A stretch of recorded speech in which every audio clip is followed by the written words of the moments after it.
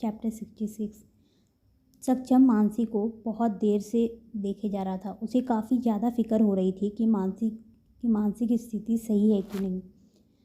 और मानसी भी वहाँ तब तक खड़ी रही जब तक सक्षम की कार वहाँ से चली नहीं गई। उसके जाते ही मानसी वापस से अपने क्लास में चली गई। शाम को कैंटीन में स्नेहा, तनु और मानसी बैठे हुए कॉफ़ी का वेट कर रहे थे। तभी स्नेहा ने मानसी से कहा, मुझे पता चला कि सक्षम आज भी कॉलेज आया था। हाँ, मैंने भी कॉलेज आते हुए कुछ लड़कियों से इस बारे में सुना है। तनु ने भी स्नेहा का साथ देते हुए कहा, अरे यार, ये सक्षम कॉलेज में इतना फेमस हो गया है जो सब जगह उसकी ही बातें चल रही है। मानसी ने टेबल पर हाथ मारते हुए कहा, अरे यार, तुम फेमस की बात कर रही हो? वो कॉलेज का होते हुए भी कॉलेज का हक बन चुका है। स्नेहा ने कहा तो मानसी ने उसे घूर कर देखा। उसे बहुत ज़्यादा जलन महसूस हो रही थी। उसने जल्दी से अपना फ़ोन उठाया और सक्षम को कॉल किया। कॉल उठने में सक्षम को ज़्यादा समय नहीं लगा। उसके बाद कॉल उठाते ही मानसी ने गुस्से से कहा, सक्षम, तुम अब कॉलेज नहीं आओगे। लेकिन क्यों?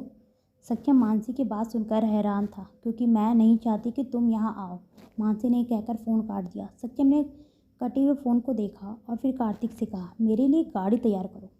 कुछ देर बाद सक्षम मानसी की गाड़ी कॉलेज के बाहर खड़ी थी। मानसी सक्षम की कॉल नहीं उठा रही थी, इसलिए सक्षम ने कार्तिक को मानसी को ढूंढने के लिए अंदर भेजा और खुद बाहर ही रुककर उसका इंतज़ार करने लगा। कॉलेज बड़ा होने की वजह से कार्तिक को तो पहले मानसी कहीं नहीं मिली। जब उसे मानसी कहीं नहीं मिली तब उसने सक्षम को कॉल किया और कहा, बॉस, मानसी मैडम पूरे कॉलेज में कहीं नहीं है और मन का फ़ोन भी नहीं लग रहा है। कार्तिक की बात सुनकर सक्षम का चेहरा एकदम से सख्त हो गया। उसके दिल में अजीब सी बेचैनी उठने लगी। तुमने कॉलेज की कैंटीन में ढूंढा उसे? सक्षम को याद आया कि मानसी को खाने का बहुत शौक है। नहीं बॉस, मैंने बस वही मैडम को नहीं देखा। मैं अभी देख कर आता हूँ। इससे पहले कि सक्षम कुछ बोल पाता, कार्तिक ने जल्दी से फ़ोन काट दिया। कार्तिक जल्दी से कैंटीन की तरफ बढ़ा और जब उसने मानसी को वहाँ देखा तो उसने एक चैन की सांस ली। लेकिन अगले ही पल उसकी आंखें फटी की फटी रह गई, क्योंकि मानसी के आगे लगभग के दर्जन खाना रखा हुआ था। वो उसे बड़े चाव से खा रही थी। मानसी ने जैसे ही वहाँ खड़े कार्तिक को देखा, उसके हाथ हवा में रुक गए कि उसने खाना खाने के लिए उठाए थे। तुम यहाँ? मानसी के मुंह से एकाएक निकला। कार्तिक ने एक नज़र खाने पर डाली और उसके बाद अपनी गर्दन हिलाते हुए कहा, बाहर बॉस आपका इंतज़ार कर रहे हैं। क्या सक्षम बाहर है? ओह गॉड, मैंने उसे मना किया था लेकिन वो फिर आ गया। मानसी ने अपने दांत भींचते हुए कहा। उसे सच में इस वक्त सक्षम के ऊपर काफ़ी गुस्सा आ रहा था। मैडम, वो बॉस आपकी चिंता कर रहे हैं, आप जल्दी बाहर चलिए। कार्तिक की यह बात सुनकर मानसी का चेहरा थोड़ा नरम हुआ और उसके बाद वो खड़ी हुई और वहाँ से जाने लगी तो स्नेहा ने उसका हाथ पकड़कर धीरे से कहा, मानसी, ये हैंडसम कौन है? ये सक्षम का पर्सनल असिस्टेंट है।